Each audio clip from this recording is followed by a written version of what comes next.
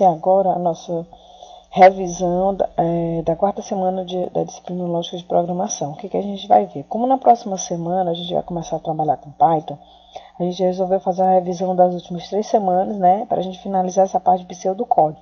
Na próxima semana a gente já começa a ver a sintaxe de Python, tá ok? Então vamos fazer uma revisão da primeira, da segunda, da terceira semana de lógica. A quarta semana já tem a videoaula e na semana que vem nós vamos ver começar a fazer os primeiros programas em Python. Lembrando que a nossa prova vai ser passando essa semana que vem na próxima, tá ok? Então, o que é lógica? Vamos relembrar o conceito de lógica, a ciência que estuda as leis do raciocínio, correção, validação do pensamento, encadeamento de ordem de ideias, a arte de pensar bem. A lógica de programação, que é o que interessa para a gente, requer que pessoas que trabalham na área de informática, como desenvolvedor de programas e sistemas, precisam conhecer a respeito de lógica de programação. Quer dizer, aplicar a lógica que a gente sabe, voltada para o meio computacional. O programador deve possuir ordem e clareza em suas ideias. A arte de programar não é um ato mecânico, consegue-se através de estudo e principalmente de treino. Então, não é de uma hora para outra que você vai aprender a programar muito bem, né? Então, você tem que testar bastante, treinar bastante para você melhorar, tá ok? Quando a gente trabalha com lógica, a gente já sabe que a gente tem que seguir uma sequência lógica, né? Por exemplo, aqui a meninazinha está indo para a escola. Primeiro era o quê? Escova o dente, continua escovando o dente, penteia o cabelo, pega o ônibus para a escola. Então, a gente precisa seguir passos, precisa seguir uma sequência lógica para poder trabalhar com lógica de programação. Computadores versus resolução de problemas. Para a resolução de um determinado problema no computador, é necessário que seja primeiramente encontrado uma maneira de descrever esse problema de forma clara e precisa. Então, você precisa tentar resolver esse problema, né? Agora, através da lógica de programação, para ser resolvido no computador. Devemos encontrar a sequência de passos que permitam que o problema possa ser resolvido de maneira automática e repetitiva. E essa sequência de passos é chamada de lógica de programação, o próprio algoritmo que a gente vai fazer, tá ok? Aqui, ó, você tem um problema, tem que tentar como desenvolver essa solução, como expressá-la, né, também através da linguagem, métodos de resolução de um dado problema expresso em linguagem natural, né, usando o pseudocódigo, concretização de algoritmo numa dada linguagem de programação e o programa. Então, pessoal, o que a gente está fazendo? Primeiramente, a gente está fazendo a revisão em pseudocódigo. Então, o que a gente vai fazer? Nós vamos pegar, vamos fazer o nosso algoritmo em pseudocódigo. Depois, a gente vai passar para a linguagem de programação. Vamos relembrar aqui quais são as características de algoritmo. Ter início, ter fim, não ter dupla interpretação, ter capacidade de receber dados de entrada, gerar informação de saída e ser efetivo.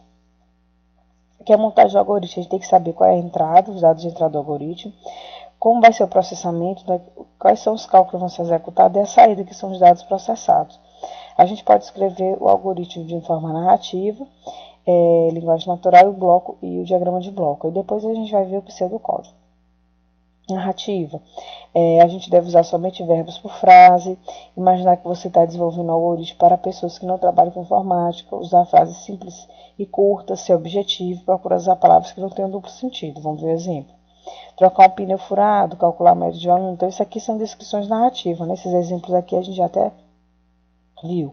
Por exemplo, se eu for trocar um pneu furado, afrouxar ligeiramente as porcas, suspender o carro, retirar as porcas do pneu, colocar o pneu de reserva, apertar as porcas, baixar o carro, dar aperto final nas porcas. Se for calcular a média de um aluno, obter a nota da primeira nota, da segunda nota, calcular a média aritmética das notas. Se a média for maior ou igual a 7, for aprovado, se não, for reprovado.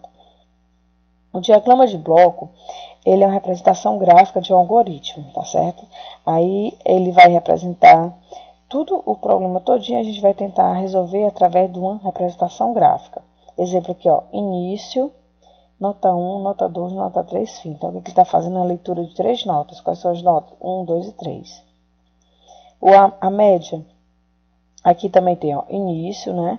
Aí nota 1, nota 2, nota 3 e calculando a média. Nesse caso aqui, ele não está fazendo comparativo, ele só está calculando, somando as 3 notas, dividindo por 3 e chega ao fim. Nesse caso aqui, vai ter uma condição, né? Esse programa está lendo 3 notas, início, nota 1, 2 e 3, fazendo o cálculo da média. Nota 1 mais nota 2 mais nota 3 dividido por 3. E aí ele vem para uma condição, a média. Observe que aqui já é um retângulozinho, né? Já é nesse formatozinho aqui de losango.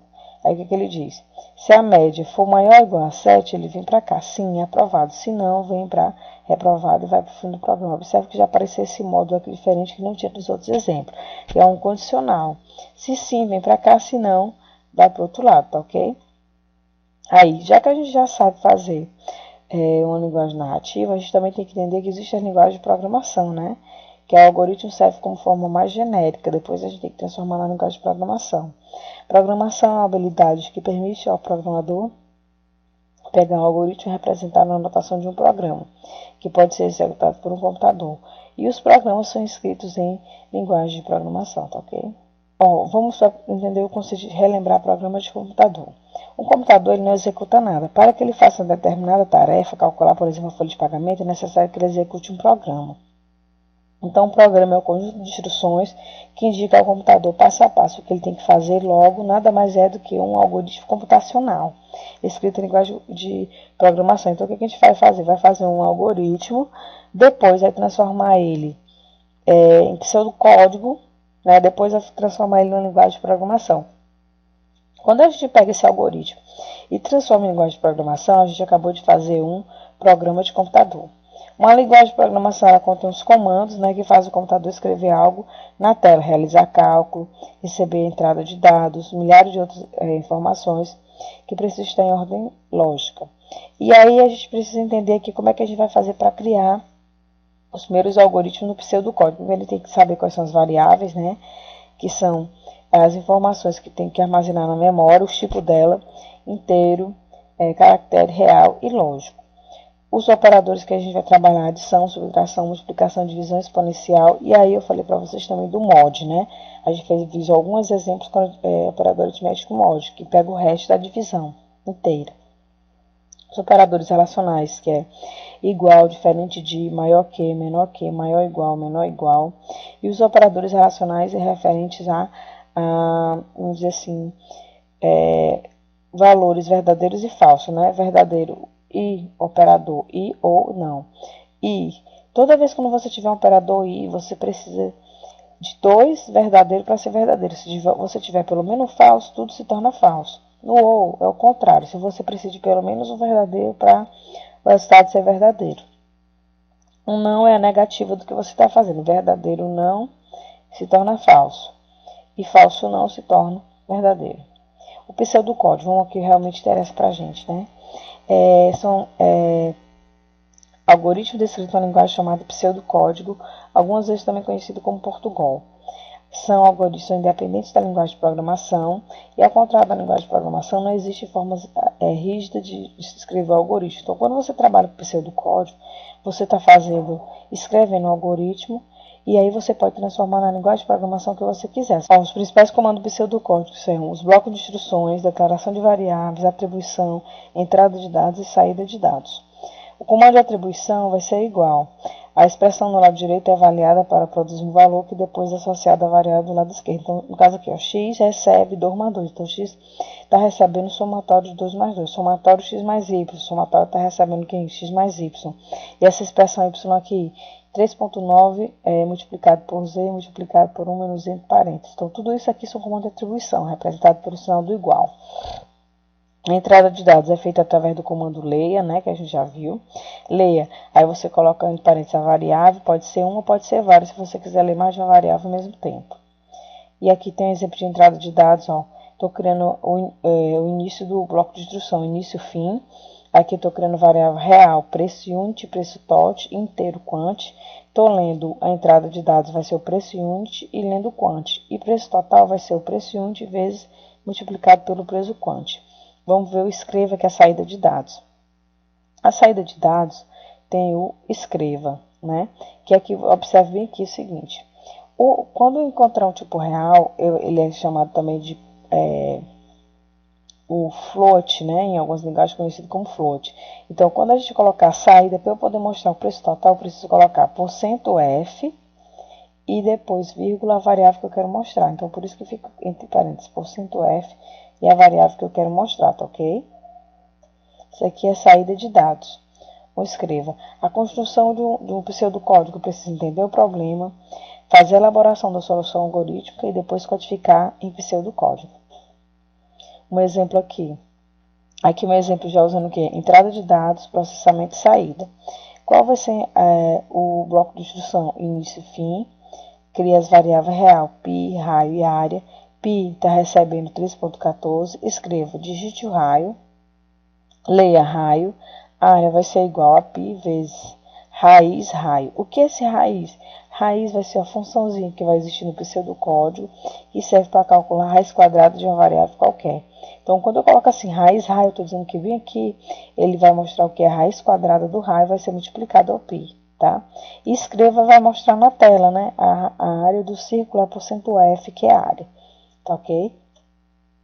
Vamos relembrar aqui as estruturas de condicional. Uma seleção simples é se, então fiz se, fim se, né? São algumas condições.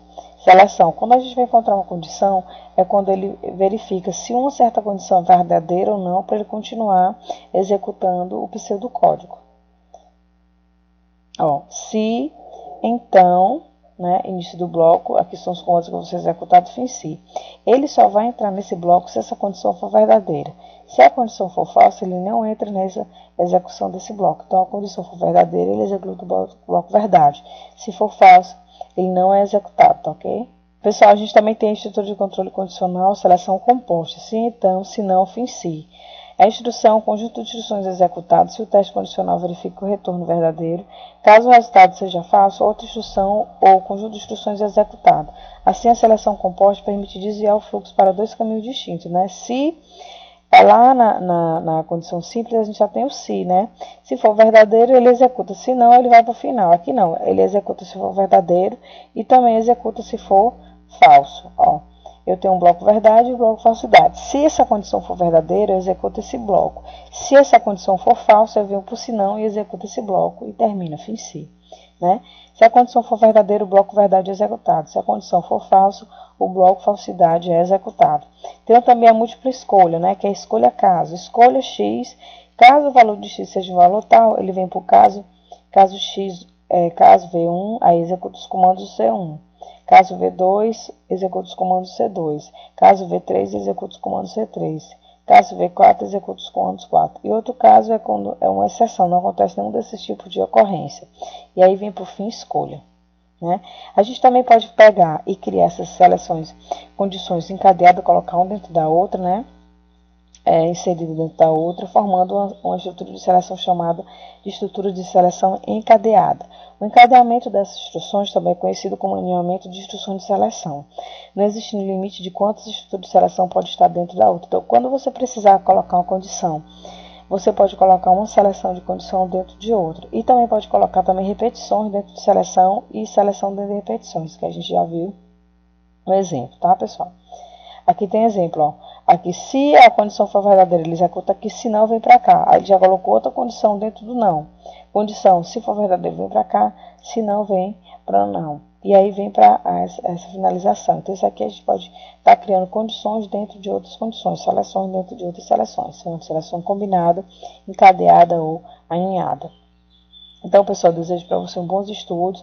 A gente fez uma revisão das últimas 3 semanas, né? Tá lançando hoje a 4ª semana com os comandos de repetição. E aqui a gente encerra o nosso trabalho com o pseudocódigo. A partir da semana que vem, nós já vamos começar a trabalhar com Python, tá? Boa semana para vocês e bons estudos. Até a próxima.